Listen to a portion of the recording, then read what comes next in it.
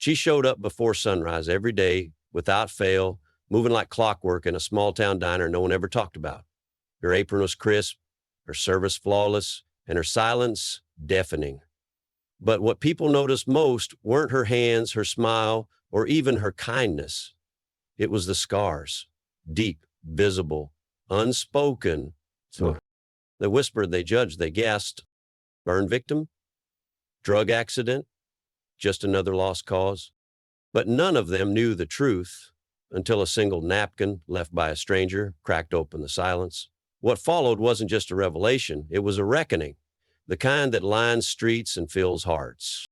What had she really survived? And why were dozens of Marines suddenly lining up just to thank her? Let me take you back to the morning when everything changed. Before the sun even considered rising, the scent of fresh coffee already lingered in the air of Eleanor's diner, a roadside relic tucked along a worn highway in North Carolina. It wasn't the kind of place that made headlines. Its blue checkered curtains had faded with time, and the linoleum floor bore the stories of countless tired boots and restless souls. But each morning at exactly 5:15 a.m., Maria Torres walked through its creaky front door like clockwork. At 32, Maria had perfected the rhythm of early mornings. Tie apron, flip chairs down, brew coffee, stack menus. Her movements were smooth and silent, her presence a whisper in a world that often shouted. She wore her dark hair pulled back tight, not for fashion, but for control. Always controlled, always neat. But what no hair or fabric could conceal were the scars, trails of thickened skin that traced from her right temple, curving down her jaw and neck and disappearing beneath her shirt before reappearing again along her right arm. Most regulars didn't ask. The elderly couples who came for the refillable $2.00 coffee, the graveyard shift workers clocking out, the truckers chasing daylight, they noticed, yes, but they didn't speak. They acknowledged her with nods or quiet smiles, thankful for the efficiency, the reliability, the calm. Some glanced once, then buried their eyes in their plates. Others whispered theories when they thought she wasn't close enough to hear. Must have been a fire or maybe a crash. She looks like one of those poor souls from a meth lab explosion. I bet it was drugs, scarred her in her mind. Maria heard it all, pretended she didn't. She didn't offer corrections, didn't feed the gossip. She simply poured their coffee, cleared their plates, and tucked the pain into the same corner of herself where the trauma lived. But if you looked closely, really looked, you'd see something else behind those scars. You'd see a kind of quiet grace, the kind people don't expect from someone who's clearly been through hell. There was a steadiness in her posture, a discipline to her movements. Her eyes didn't dart or plead for kindness, they just endured, as if she had long accepted being misjudged and moved on anyway. Eleanor, the diner's owner, had once asked during the interview only one question: can you start tomorrow? She never mentioned the scars, never flinched. Her son had served in Afghanistan. Maybe that's why. Maria became part of the furniture quickly. No one really knew her, not beyond her first name and the way she refilled your cup before you even noticed it was empty. She didn't talk much about herself and never mentioned family. Her apartment above the laundromat was a place to rest, not to live. Her life was this diner, the early hours, the rhythm, the silence. But she noticed things others didn't. She noticed the way a young couple held hands just a little tighter after a difficult conversation. She noticed the truck driver who always lingered over his coffee on Thursdays, staring out the window like he was waiting for something that never came. She especially noticed the Marines, their posture, their language, the tight, economical way they moved. The base nearby had closed years ago, but younger recruits still came through town, dressed in civilian clothes, but always marked by the uniform in their bones. Maria always served them without hesitation. A little more bacon here, a second refill there. She didn't let on that she watched them more closely or that their presence made her walk a little taller. She never said aloud, but she remembered. She remembered what it meant to move like that. A week before everything changed, a young Marine in civvies left behind a note scribbled on a napkin under his cup. "Thank you for saving our captain. I recognized you from his photo. No name, just the signature, PFC Reynolds B-17. Maria didn't react, not outwardly. She folded the note with careful fingers and slipped it into her apron pocket, where it stayed for days. She never told anyone, not Eleanor, not the regulars. Some things you don't share. Some things are stitched into you like your own skin. And so on that Tuesday morning, the morning that would fracture everything and reveal what had always been hidden, Maria began her day like every other. She opened the diner, she brewed the coffee, she tied her apron. By 6:30, the booths were half full, truckers chatted loaf over scrambled eggs, and a retired couple shared a crossword puzzle. Everything was as it always was, until three men walked in.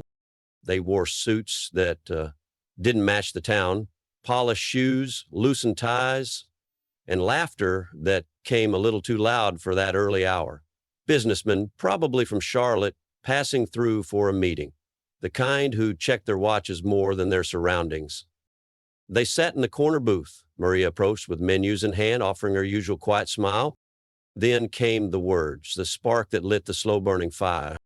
"You think you should be serving customers with a face like that?" The words weren't whispered, they were launched, clear, loud, designed to shame. The diner fell into silence. A spoon clinked against a plate. The cook froze mid-flip behind the counter. Maria didn't blink. She didn't flinch. She placed the menus down with her usual precision, then calmly, almost gently, began to pour their coffee. "I've served people like you before," she said, voice low but unwavering, "but in much harsher conditions." The businessman scoffed. He didn't know, but soon he and the rest of the world would. The man's smirk widened, arrogant and unbothered. He leaned back, draping his arm along the booth's top like he owned the room. "You military?" he sneered, eyes scanning her scars with unveiled disgust. "With that face? Please. You wouldn't have made it past the parking lot at recruitment." His companions chuckled, the sharp, cruel kind of laughter that didn't come from humor but from dominance. It bounced against the diner's linoleum floors and aging walls, echoing like a slap. No one joined in. At the counter, an old man slowly set down his spoon. A woman with silver curls exchanged a glance with her husband, her hand tightening around his.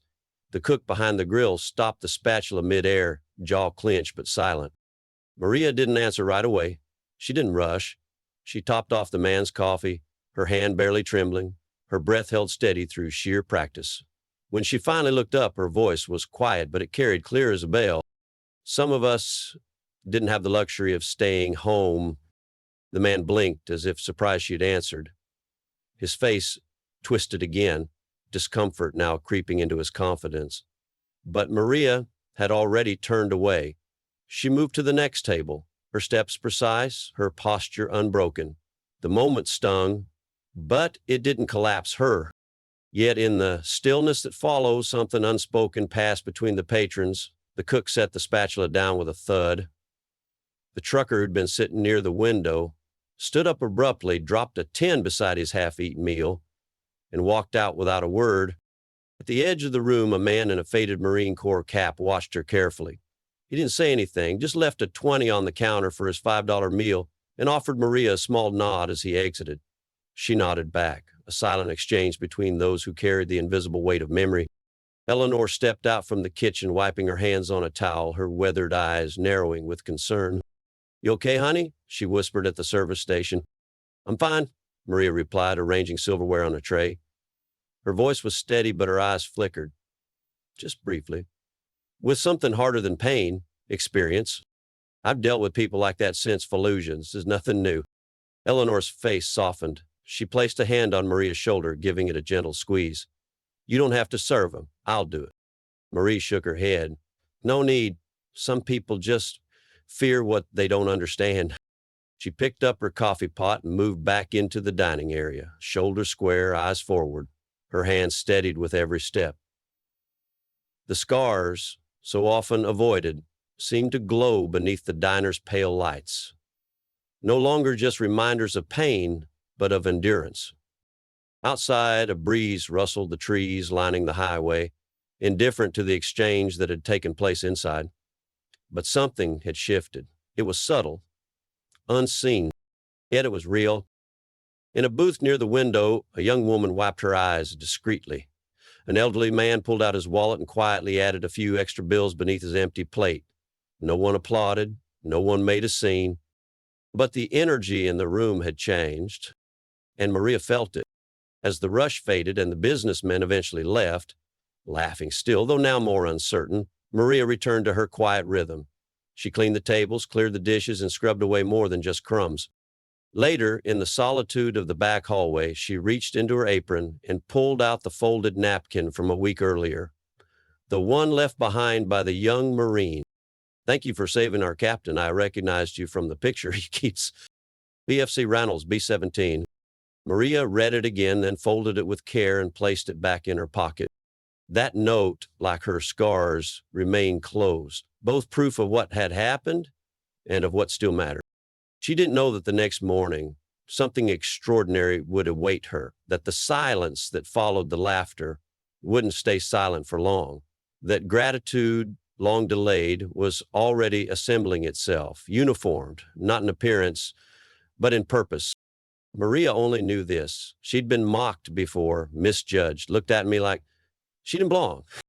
But this time felt different. This time, the world had been watching. The diner emptied slowly that afternoon, as it always did. Life outside resumed its quiet rhythm. Cars passed, birds flitted across power lines. Inside, Maria wiped down the counters and restocked the condiments, her face calm, her routine unbroken. But beneath that calm, her memory stirred, called awake not by anger, but by recognition. Not of the men who mocked her, but of the moment itself, the way it mirrored countless others, the way it forced her to remember what she had spent so long folding into silence. The scars on Maria's body didn't come from some domestic tragedy. They weren't the result of recklessness, abuse, or bad decisions. They were earned in places most people couldn't even pronounce correctly. They came from service, from fire, from the choice to move toward danger instead of away from it. 15 years earlier, Maria Torres had worn a different uniform, a logistics specialist and trained field medic with the United States Marine Corps Bravo 17 unit. Her job had been to keep supplies moving and people breathing, triage under pressure, stabilizing the wounded until evacuation could arrive. A role behind the front lines, but never out of reach of war.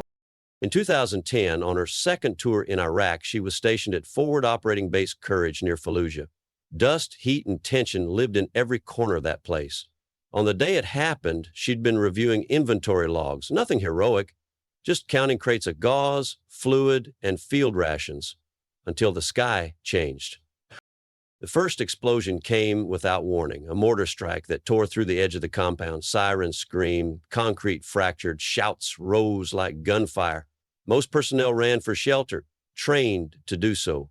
But Maria had heard something through the chaos, the unmistakable crackle of a burning transport vehicle, and two voices, young, panicked, trapped.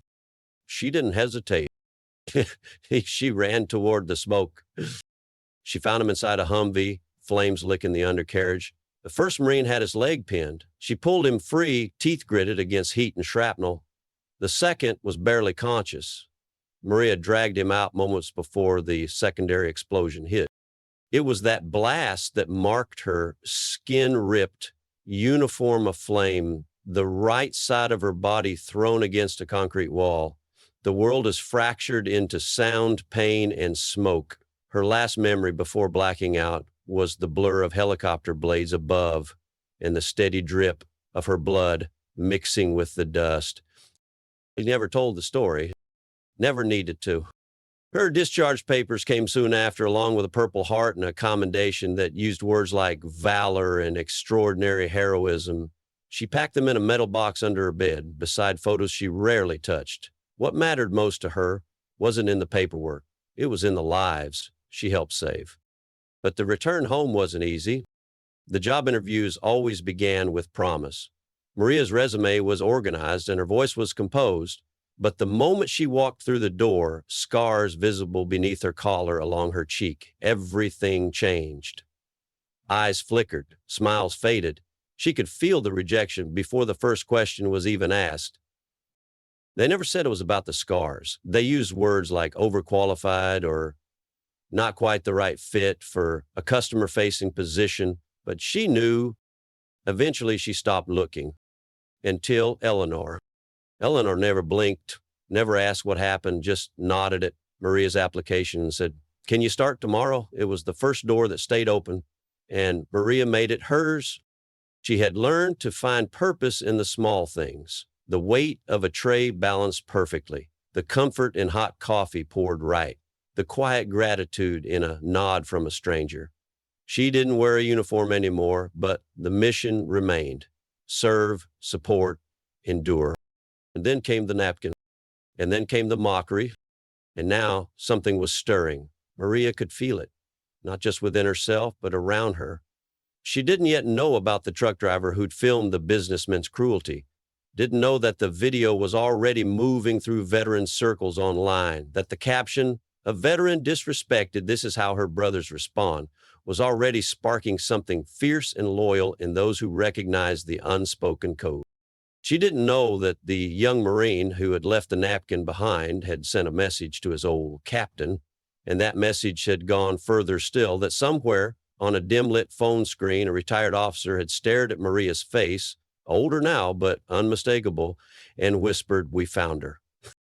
She didn't know that plans were already being made, that the next morning the dinner would be different, that silence was about to be replaced with footsteps, that shame was about to be drowned in honor. All Maria knew was that the world hadn't changed overnight, that people still stared, still judged, still whispered when they thought you couldn't hear. But in her bones, she also knew something else. You don't always need to speak loudly to be heard. Sometimes just surviving with grace is enough to echo through time. And sometimes it's enough to bring the whole world to your door. The next morning began earlier than usual, though Maria didn't know why. She arrived at 5:15, her usual time. The air outside still clung to night's quiet chill, the sky barely hinting at dawn. She carried a grocery bag of supplies, extra creamers, paper filters, the little things she always brought from home to make her shift smoother. But as she turned the corner toward the diner, she slowed. Across the street, under the muted orange glow of the streetlights, stood a line. Men and women, dozens of them, lined the sidewalk, standing silently in the cold morning dark. Most wore civilian clothes, but Maria saw it instantly. Their posture, the way their hands rested behind their backs, the way their feet were planted, not loose, not casual, but precise. The line curved down the block. No one spoke. No one moved. Each of them held something small in their hands, wrapped in cloth or tucked into boxes. It was orderly and intentional. Maria froze. For a moment, she thought it was a mistake, a coincidence. Then the first man stepped forward as she unlocked the door. He was tall, graying at the temples, with desert-weathered skin and the calm eyes of someone who'd seen war and survived it. He stepped inside the moment she flipped the sign to open, sat down at the counter, asked for coffee. Black. "You don't remember me, do you, Torres?" he asked quietly. Maria studied him, then blinked. "Lieutenant Harlow," she whispered. "Captain now," he corrected with a small smile, "though not for much longer. Retirement's in 3 weeks. She poured his coffee with the same steady hands that once packed gauze beneath fire. Her voice held steady, but something behind her eyes wavered. "Congratulations, sir." "I'm not here for congratulations." He reached into his coat and unwrapped a cloth bundle, revealing a tarnished metal insignia, Bravo 17's unit medallion. "I'm here to repay a debt." Maria's hands paused in midair. "Do you remember the transport fire at Fob Courage?" "I remember smoke. I remember pulling," she said slowly. "I remember I didn't think you'd make it out." "I didn't," he said, "not on my own. You had 5 seconds. That decision, it brought 12 of us home." He placed the medallion on the counter, gently, like something sacred. "Everyone behind me," he said, gesturing to the line outside, "is someone you saved. Directly or indirectly. We've been looking for you for years. Reynolds spotted you last week. Said his captain still kept your picture from the field hospital." Maria didn't respond, couldn't. Instead, she turned toward the window. "And so I'm still waiting." One by one, they entered throughout the morning. No fanfare, no ceremony, just nods, quiet thanks, and the offering of something personal. A unit coin, a patch, a handwritten note, a photograph, a medal, a folded flag, a name etched into metal. Each Marine took a seat, ordered a simple meal, left behind something weightier than words. Eleanor arrived shortly after sunrise, startled to find the diner already full. "What on earth is happening?" she asked, eyes wide. Maria turned, her mouth parting, but no sound came. Her throat had closed. All she could do was gesture helplessly, reverently toward the steady stream of people filing in. Captain Harlow stood and helped her. "She saved us," he told Eleanor. "Now we're here to tell her she wasn't forgotten." The cook, eyes wide behind the pass-through window, cracked his knuckles and turned the griddle to full. "Tell 'em breakfast is on the house for the next hour," he grunted. The news spread before lunchtime. A truck driver who had been present the previous day had filmed the morning's line and posted it online with the caption, "A veteran was mocked. Today, the Marines answered." The video moved quickly, first through military circles, then veteran forums, then local news. Before noon, the line outside Eleanor's diner had doubled. Cameras arrived. Interviews were requested. Maria declined them all. She didn't want recognition, but she couldn't stop the wave. It had already started. Inside, she worked as always, refilling mugs, delivering plates, clearing tables. Her hands moved automatically, but her chest felt too full. Every time she looked up, another face from her past stood before her. Some whole, some wounded, all alive. A man in his 30s approached her table. He walked with a slight limp and bore a prosthetic below his right knee. "You told jokes while I worked on your tourniquet," Maria said softly. He grinned. "Figured if I could make my medic laugh while my leg was halfway gone, I'd probably survive." At the counter, an older man waited patiently. He used a cane and wore a battered cap with campaign ribbons sewn into the brim. "You won't remember me," he said. "Try me," Maria answered. "Command post bombing? Northern Fallujah?" Her eyes narrowed as memory snapped into focus. 3 trapped. Only 1 made it. He nodded. "That was me. Because of you, I have 3 grandchildren now. My daughter's a surgeon. She chose medicine because I told her your story." He pressed something into Maria's hand. "A Colonel's Eagle insignia. My family wouldn't exist if not for you." Maria stood there for a long moment, the eagle gleaming in her hand, her mouth slightly open but without breath to speak. And still they came. By afternoon, the jar near the register labeled Veteran Support Services, which had sat nearly empty for months, was overflowing. $100 bills, checks, coins, all left by people who didn't want change, just to give something back. A ripple had become a flood. Maria didn't cry until Eleanor caught her alone, drying her hands with a towel behind the kitchen door. "You could have kept that money," Eleanor said gently. "You've earned it." Maria shook her head and smiled fully unguarded, radiant even through her scars. "I have everything I need," she whispered, "but there are others still finding their way home." And outside the window, the line continued. By the time the sun dipped below the treetops that evening, the line outside Eleanor's diner still hadn't vanished. It had become more than a tribute. It was now a pilgrimage. Veterans arrived from nearby towns. Some drove in from states away. Some stood for hours just to shake Maria's hand. Others asked for nothing, only to sit quietly in the same space as the woman whose quiet act of courage had saved lives without ever asking for thanks. Inside, the rhythm of the diner pulsed at a new frequency. Orders came fast, plates clattered, coffee brewed nonstop. Eleanor had called in her cousin and 2 neighbors just to help on the floor. Maria, true to form, never slowed. She worked through the rush, steady as ever, pausing only when a familiar face from her past came forward. Sometimes recognition hit instantly. A scar above a brow, a crooked grin, a gait she'd once stabilized with a makeshift splint. Other times it crept up slowly, unearthed only after a shared memory, a name, a smell. "I remember you," she told one man with a missing thumb. "You wouldn't stop singing Sweet Caroline while I stitched your hand." "Had to drown out the screaming," he joked, eyes glinting with memory. "Besides, you hummed the harmony." The laughter between them was low, rough-edged, but real. As the day wore on, media vans gathered outside. Maria declined every request. "I didn't do this for recognition," she told Eleanor, "and I still don't need cameras to validate what happened." But one invitation came that she couldn't ignore. Captain Harlow called that night with a voice full of old pride. "We're holding a small ceremony," he said. "We've been planning it since the moment we found you. It's called The Scars That Served. We want to present you with the commendation you never received." Maria hesitated. I don't know. You don't have to speak, he said gently. You just have to let us say what we've carried for years. The following week, at the local VFW hall, Maria arrived in a simple black dress. For the first time in over a decade, her hair hung loose over her shoulders. She didn't conceal her scars. She didn't need to anymore. When she stepped into the room, 200 people rose to their feet. No clapping, no cheering, just the unified motion of respect. Marines in dress blues, veterans in faded ball caps, families of the fallen, children of the saved. They stood as one.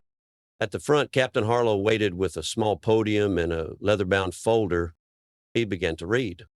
The words weren't dramatic. They didn't need to be.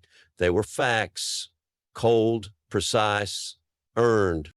She carried 2 wounded Marines from a burning vehicle under enemy fire. She administered aid while injured. She refused evacuation until others were clear. Her actions are credited with saving 12 lives. Maria listened with her chin lifted, tears breaking silently, running paths along the old scars down her face. She didn't wipe them away. When it was done, Captain Harlow stepped forward and held out the original unit commendation, finally signed, finally delivered. We searched for you for 7 years, he said quietly. After your discharge, you vanished. Some of us thought he didn't finish the sentence. Maria didn't meet him to. I needed to disappear for a while, she said, to figure out who I was without a uniform. Or a young lieutenant, just a private, when Maria last saw him approach and smiled gently. Still figuring it out? Maria nodded. But I know this much. I don't regret these. She raised her fingers to the scars along her neck. They remind me I was there when it mattered. At the end of the ceremony, a young Marine stepped forward with his wife and a baby in his arms. This is Tommy, he said. His middle name is Torres. Maria blinked. You didn't have to do that. We wanted to, the woman replied, so he'd grow up knowing courage isn't something you shout. Sometimes it's someone who showed up when no one else did. Then the event coordinator, a retired sergeant major, addressed the room.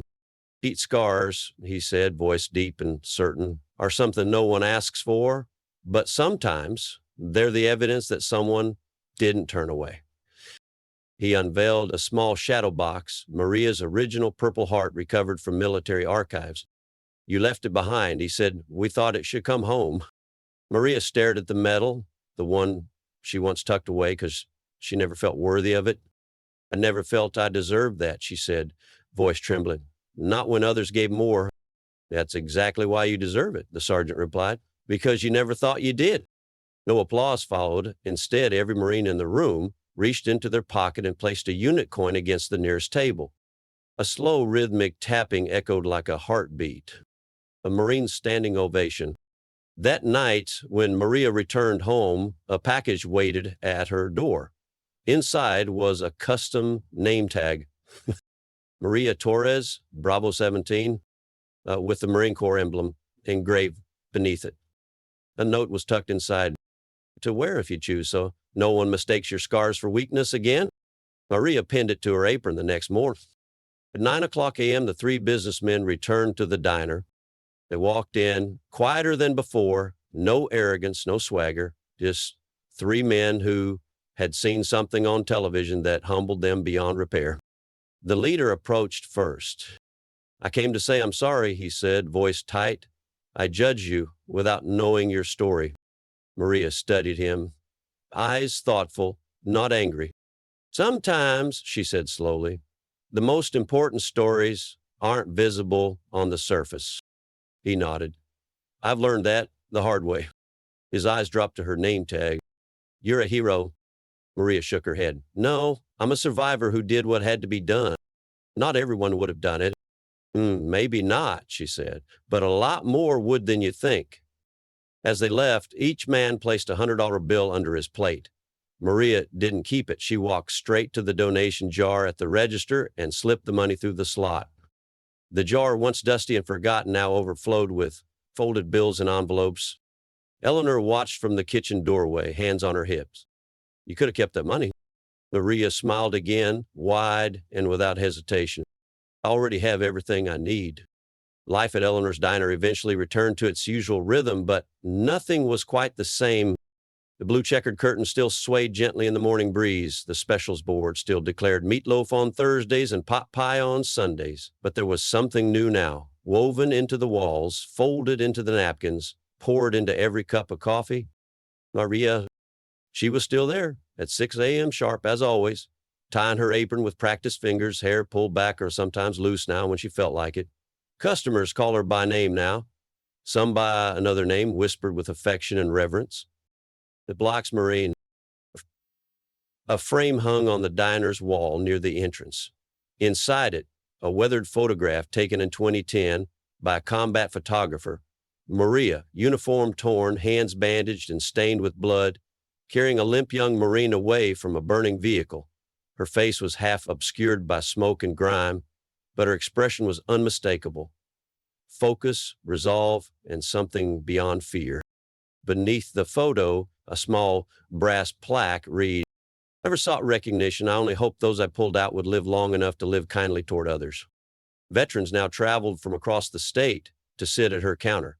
Some brought unit coins, others brought letters, some brought only silence and a steady gaze, two people saying everything without a word. They left mementos on a shelf Eleanor had installed near the register. That shelf, once empty, now overflowed with tokens of thanks. Every Tuesday at 7 a.m., the corner booth was reserved. Young Marines in training took those seats.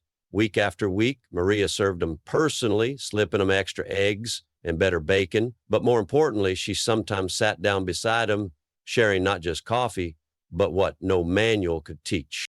One morning, a newly enlisted woman, barely 20, asked, "How did you handle the fear?" Maria didn't hesitate. "I never tried to be fearless," she said quietly. "I just learned how to act despite the fear." She looked around the table. There's a difference. Fearless people don't understand the risk. Brave people do, and move forward anyway. The recruits listened in complete silence. She hadn't given them advice. She'd given them something more valuable, truth without pretense. The viral moment faded from headlines, as all things do, but its ripple remained. 3 local businesses changed their hiring practices, prioritizing veterans, especially those with visible injuries. A scholarship fund in Maria's name was created to support veterans entering medical training. A counseling program started meeting weekly in the diner's back room. Coffee and courage, Eleanor called it. Then the town council voted unanimously to rename the street where the diner stood, Maria Torres Way. A small ceremony was held on Veterans Day. The mayor gave a speech about character and sacrifice. Maria stood off to the side, uncomfortable under the attention, but when asked to speak, she stepped forward. "Thank you," she said simply, "to everyone who's ever worn a uniform. Our scars may look different, but we all carry them, visible or not." The words landed deeply, no applause, just nods, just understanding. On slow afternoons, Maria started offering informal first aid lessons in the diner's back room. No handouts, no projector, just her and a few folding chairs. She taught them how to apply tourniquets with a belt, how to stabilize a broken limb with cardboard, and how to keep someone awake through blood loss. "Knowledge weighs nothing," she always said. "Carry as much of it as you can." Captain Harlow, now retired, visited monthly. He always sat at the counter, always ordered black coffee, and always left behind a Bravo 17 coin beside his saucer. On his last visit, he brought a letter on official Marine Corps stationery. "They want to feature your story in recruit training," he said, "to show the core values, honor, courage, commitment, in action." Maria stared at the envelope for a long time before accepting it. "My story isn't special," she said. Harlow shook his head. "That's why it matters. Because you represent all those who served without fanfare, who carried their battles quietly."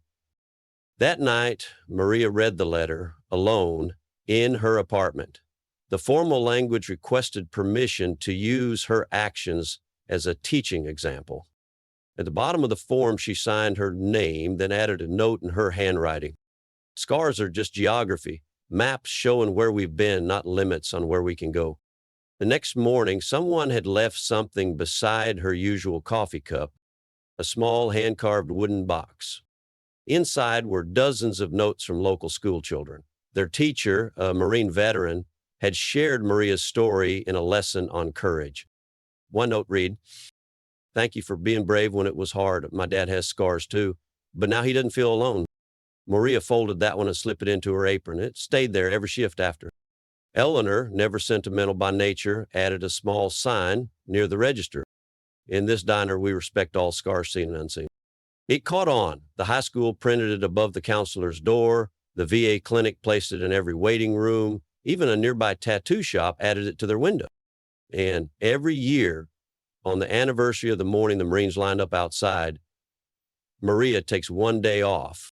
She drives an hour to the veterans cemetery, walks quietly through the rows, no cameras, no posts, just her, the headstones, and a handful of wildflowers.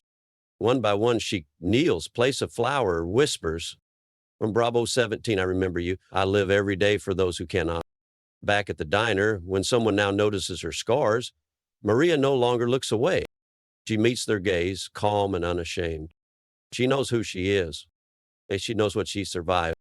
Some stories need no introduction. Some heroes wear aprons instead of armor, and some scars, those deep, jagged lines people once turned from, become the truest badges of honor, not despite their visibility, but because of it.